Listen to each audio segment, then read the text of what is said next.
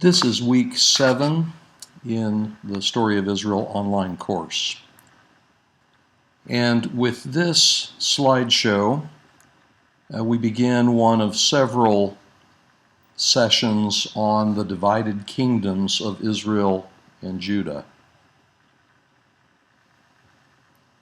First, we'll be discussing the divided kingdom with Jeroboam, the king in the north, Rehoboam, the king in the south, and several other miscellaneous kings, ending with King Ahab in North Israel and Jehoshaphat in the south.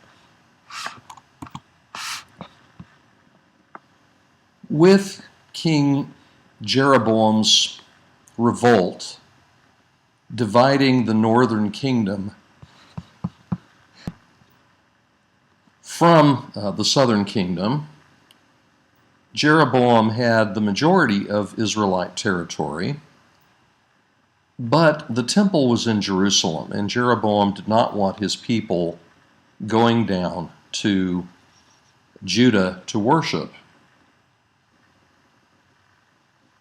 And so, in order to motivate them not to go down to now a foreign land, Judah, to worship at the temple, he built 2 shrines, one in the far north at Dan, and the other in the far south of his kingdom in Bethel.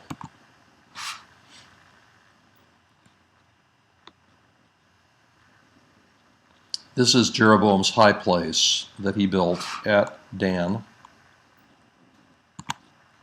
And these are ruins of a palace at Bethel.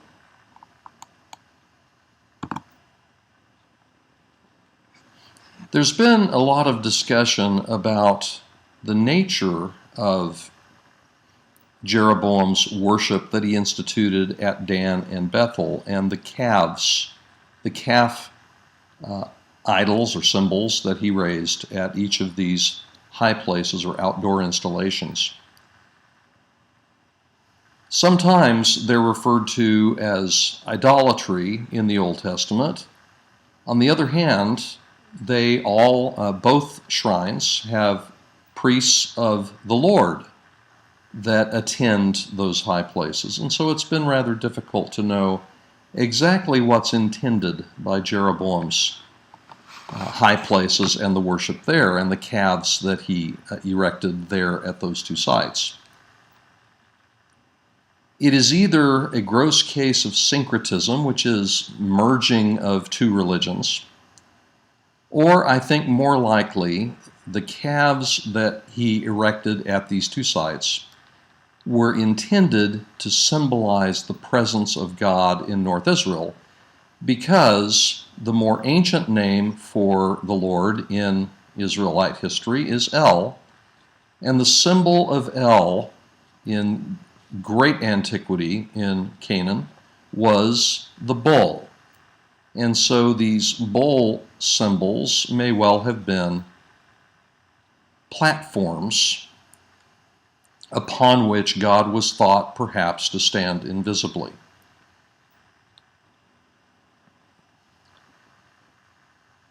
A very common motif in the ancient world was that of a god standing on the back of a particular animal or animal symbol, as you see here with an Assyrian deity standing on the back of a winged lion sphinx, which is what we call a cherub.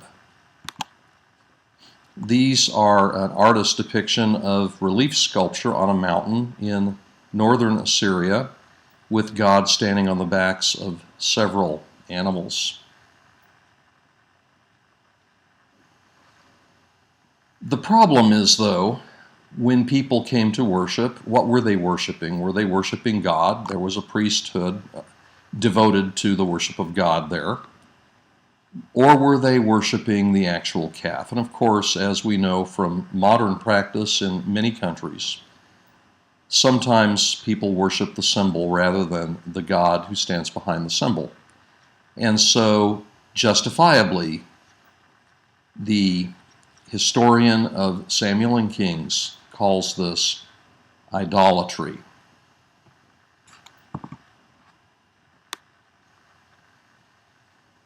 Because of Jeroboam's idolatry and his inappropriate raising of these shrines at Dan and Bethel, and the inappropriate priesthood that was not Levitical that he instituted there, Jeroboam lost most of his territory east of the Jordan and to the north, partially due to the invasion of King Shishak of Egypt, partially because of Aramean warfare that was conducted that took land from him.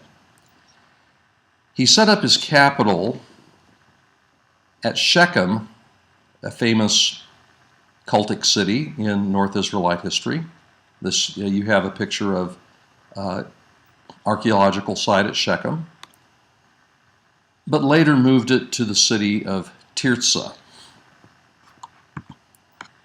What was going on in the south while this was going on in the north by Rehoboam? Rehoboam was not the brilliant politician nor the brilliant warrior. After the north had seceded from the south, he sent his labor leader there, the leader of the forced labor, to provoke them, to force them to get back to the work. His labor leader was lynched. God told him, stop, don't try to force them to return to the south. And so the northern kingdom remained separate from the southern kingdom. Also, Rehoboam lost large portions of his kingdom to Pharaoh Shishak of Egypt, who invaded Judah and gave some of their land to the Philistines. Edom may also have revolted against Judah at this time. The net evaluation of both kings, Jeroboam in the north and Rehoboam in the south, was that they were evil kings. What follows is a number of fairly ineffective kings in North Israel and a few kings in the south. Nadab followed Jeroboam in the north, was assassinated by Baasha. Baasha ruled for several years, fought a civil war with Asa in the south over territory, probably Benjamin. His son Elah was assassinated by Zimri. Zimri burned himself to death in his palace after reigning only 1 week because of the insurrection that followed his military coup. And King Omri in the north, finally, 100 years after the division of the kingdom, succeeded in fighting a civil war with another fellow named Tibni in the north, and he became king. More about Omri in a little bit.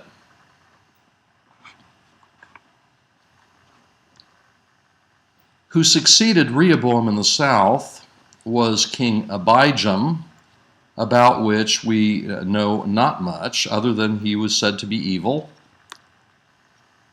His son was Asa, who was somewhat of a reforming king, returned Judah to the worship of Yahweh, and fought a civil war with Baasha, I mentioned a moment ago, in the northern kingdom. Asa succeeded in convincing the king of Damascus to break his covenant with Baasha and make a covenant with him. That forced King Baasha in the north to leave off his civil war with the south and stop fortifying his border. Probably at this time, the tribe of Benjamin came to be in the orbit of Judah rather than North Israel.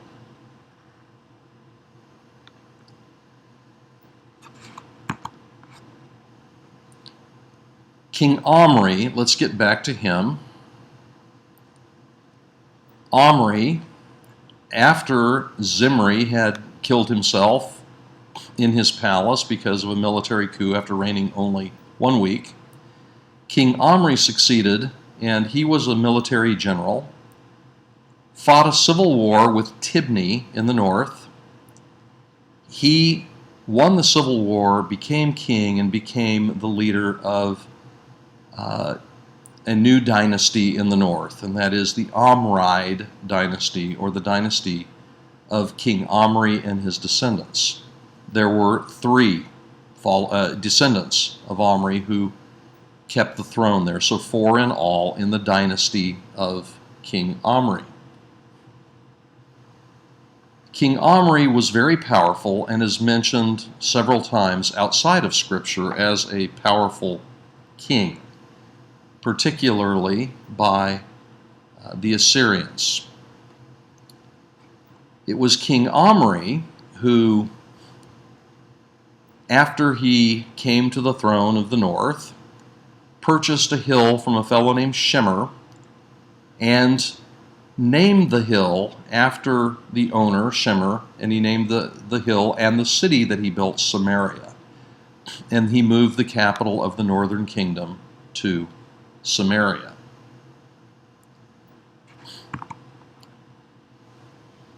Omri's son Ahab and the king of Judah that succeeded Asa, that is Jehoshaphat, became allied by marriage. And the lengthy civil war between the north and the south finally was over in the reigns of Ahab and Jehoshaphat.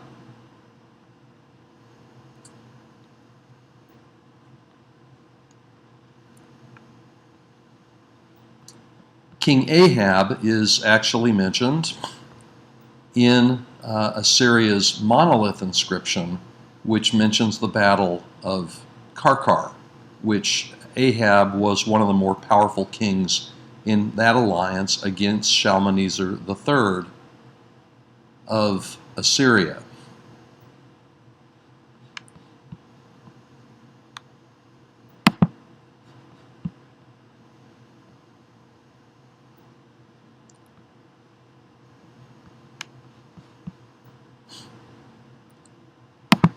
King Omri's dynasty is also mentioned in King Mesha of Moab's stele, sometimes called the Moabite stone, which mentions the Moabites revolting against the rule of Israel, and in fact taking territory from the tribe of Gad in the Transjordan area. And this is some of the ruins of Samaria that Omri moved his capital to.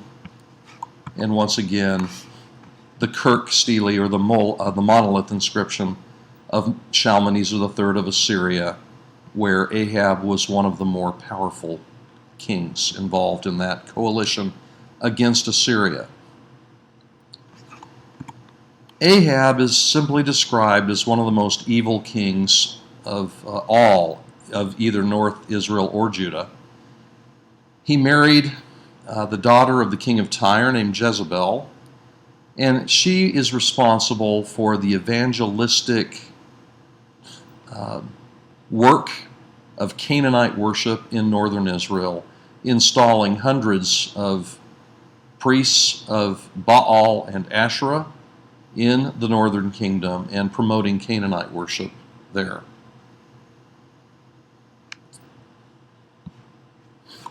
While Ahab was king in North Israel, Jehoshaphat was king in Judah. As I mentioned earlier, son of the reforming King Asa, and himself a king involved in Reformation movement in Judah. Jehoshaphat eventually was succeeded by his sons Jehoram and Ahaziah, while Ahab was eventually succeeded on the throne of North Israel by his sons Ahaziah and Jehoram. Very, very difficult to keep straight since the names are the same. Let's talk about Elijah and the prophets of Baal. What follows in chapter 17 through much of the beginning of 1 Kings down to about chapter 9 or 10 are stories of North Israel and not so much of Judah. The stories primarily of Elijah and his successor Elisha, the prophets, their dealings with King Ahab, and some of their, and his sons, Jehoram and Ahaziah, and their involvement with Elijah, then several stories of Elisha as well. In chapters 17 and 18 of 1 Kings, Elijah proclaimed a drought on the land of North Israel until, by his word, the drought would end. Then Elijah fled across the Jordan. Ahab was unhappy with this turn of events, and for several years, drought was prevalent in the northern kingdom of Israel. Ahab and his servant Obadiah looked everywhere for Elijah. Elijah had been staying across the Transjordan area, across the Jordan River in Gilead, where he was from. Eventually, the water there dried up in the brook where he was staying, and so he left and went to the region of Sidon, to the town of Zarephath, and there he was cared for by a widow. Several miracles attributed to Elijah during his stay in Zarephath. Finally, in chapter 18, Elijah returns to Israel and confronts Ahab and says, let us bring, you bring all of your prophets, the 450 prophets of Baal, the 400 prophets of Asherah, to Mount Carmel, which is the little knob of land that sticks out into the Mediterranean in the northern coast of Israel.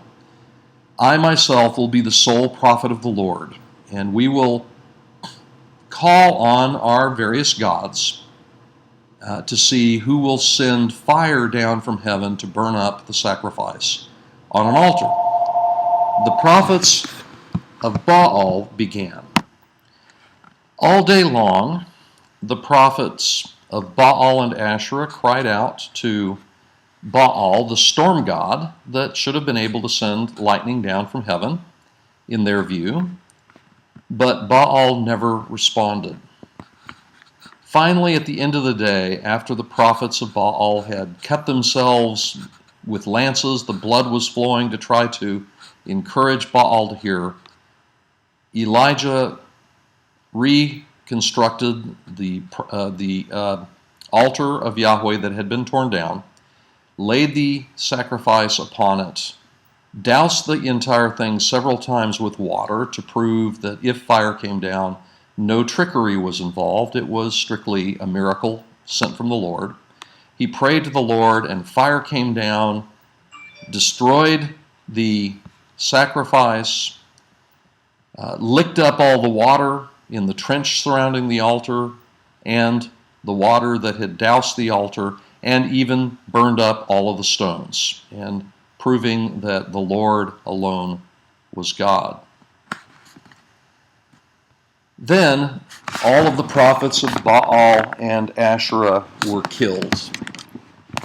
Jezebel, on the other hand, was very unhappy and vowed to kill Elijah, who fled Carmel, fled Jezreel, Ahab's summer home, and went through Israel and through Judah down to Beersheba, where then an angel sent him on to Mount Horeb, or Mount Sinai, in the Sinai Peninsula.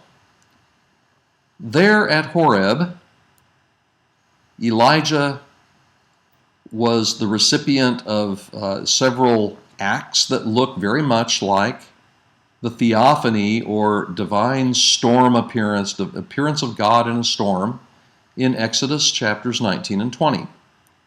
where there's thunder and lightning and storm clouds and earthquake and trumpet blast. All of these occurrences happen also at Mount Horeb, where Elijah was watching.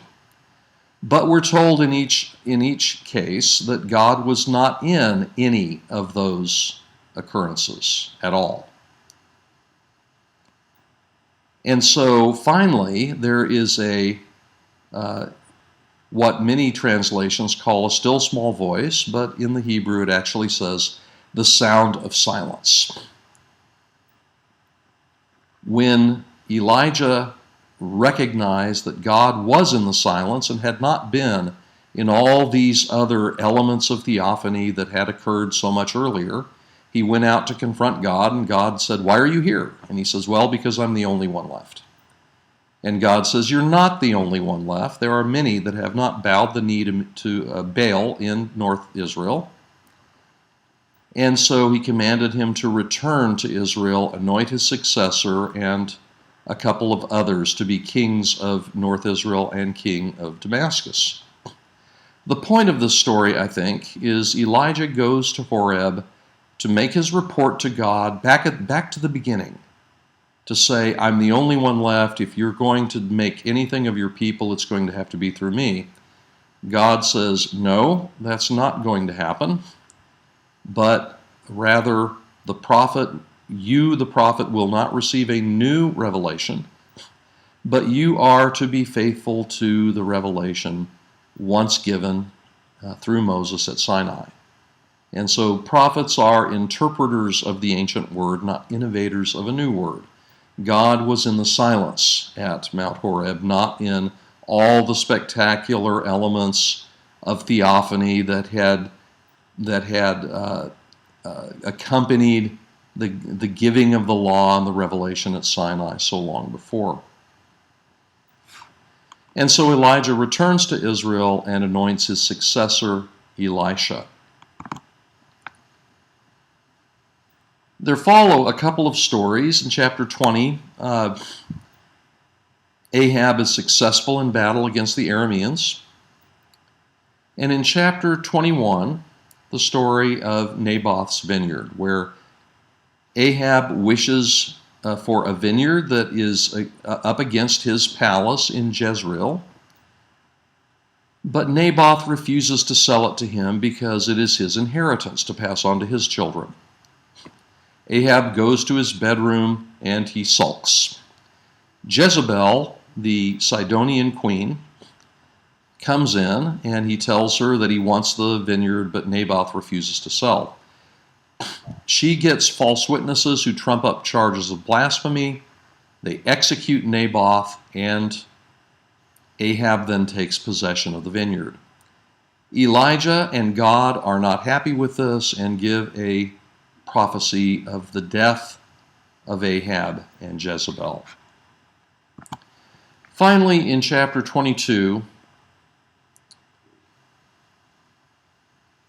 Ahab and Jehoshaphat go to battle in the Transjordan area of Gilead to try to take back the Israelite city of Ramoth Gilead from the Arameans.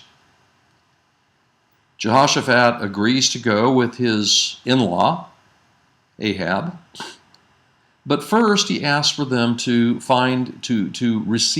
inquire first of a word of the Lord about the battle, to see if the Lord was going to be behind it or not. 400 prophets of the Lord Ahab gets to give a word for them, which is uniformly successful. "Go, O king, into battle, and you will prosper," and the battle will go for Ahab and Jehoshaphat and against the Arameans. Jehoshaphat suspects that may not be accurate, and he asks for one more word from the Lord. Is there not one more prophet we can inquire of to see, 400 prophets all saying the same thing? He wonders if they shouldn't inquire of more. And so Ahab says there is one more prophet whose name is Micaiah, son of Imlah. And so they bring in Micaiah. Micaiah also prophesies, but he prophesies Ahab's death in battle, because the Lord has sent a lying spirit into the mouths of these 400 prophets, and they have prophesied deceit to Ahab. Ahab refuses to believe the warning given by Micaiah, this prophetic word of the Lord, that Ahab, if he listens to these prophets, will get himself killed in battle. He believes the 400 prophets, goes into battle, but he disguises himself as a simple soldier. The Aramean armies look everywhere for Ahab. They don't see him because he's not in his royal robes. Someone, a simple Aramean soldier, simply pulls back his bow, shoots an arrow, and the arrow finds Ahab and kills him. What follow in the first several chapters of the book of 2 Kings, and what we've already seen in the career of Elijah, are Elijah and Elijah as types of Moses, that both spend time in the wilderness. Elijah and Moses both go to Sinai. Elijah and Moses both part the waters in 2 Kings chapter 2. Elijah passes his prophetic office on to Elisha, as Moses had done to Joshua. Another important feature of these stories of Elijah, and we'll see with Elisha also, is they do miracles much as Jesus does, especially in the books of Matthew and Luke, where Jesus encounters people, does notable healings and multiplication of loaves and other miracles very similar to what Jesus does, which shows in the Gospels that Jesus is a prophet like Elijah.